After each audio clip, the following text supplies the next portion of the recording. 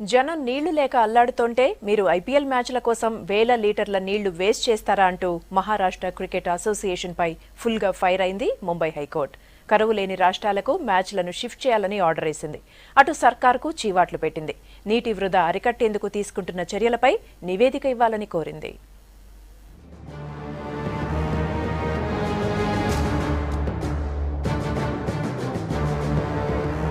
కరువుతో అల్లాడుతున్న మహారాష్ట్రలో ఐపీఎల్ మ్యాచ్ల నిర్వహణపై బాంబే హైకోర్టు సీరియస్ అయింది.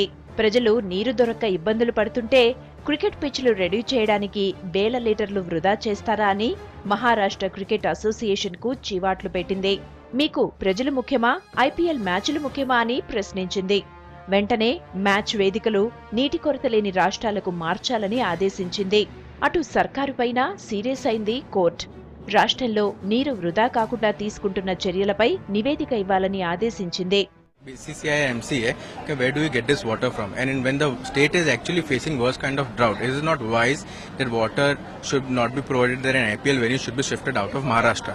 When this question was put forward before MCA council, the only answer which they could give was the water which they are using is tanker water and it is not potable in nature. To the tune of 40 lakh liters of water for the purpose of maintaining pitches. So totally in Maharashtra, nearly 1,20 lakh liters of water is going to be used. When in Latur and Parvani, hospitals have been closed because of scarcity of water and 144 has been issued. కరువు దెబ్బతో మహారాష్ట్రలోని చాలా ప్రాంతాల్లో ప్రజలు కష్టాలు పడుతున్నారు. లాతూర్ జిల్లాలో పరిస్థితి మరీ అధ్వానంగా తయారైంది.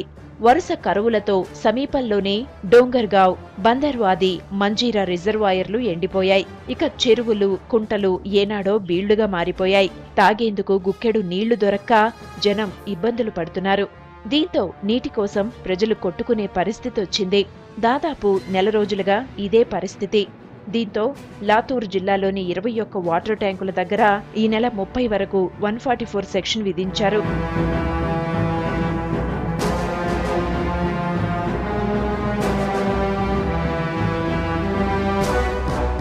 రాష్ట్రంలో పరిస్థితి ఇలా ఉంటే ఐపీఎల్ మ్యాచ్ల పేరుతో నీటిని వృధా చేస్తున్నారని బాంబే హైకోర్టులో పిటిషన్ దాఖలైంది. కేసును ఇవాళ విచారించిన కోర్టు రేపు మరోసారి వాదనలు విననుంది. ఎల్లుండి నుంచి ప్రారంభం కానున్న ఐపీఎల్ సిరీస్లో మహారాష్ట్రలో 19 మ్యాచ్లు జరగనున్నాయి.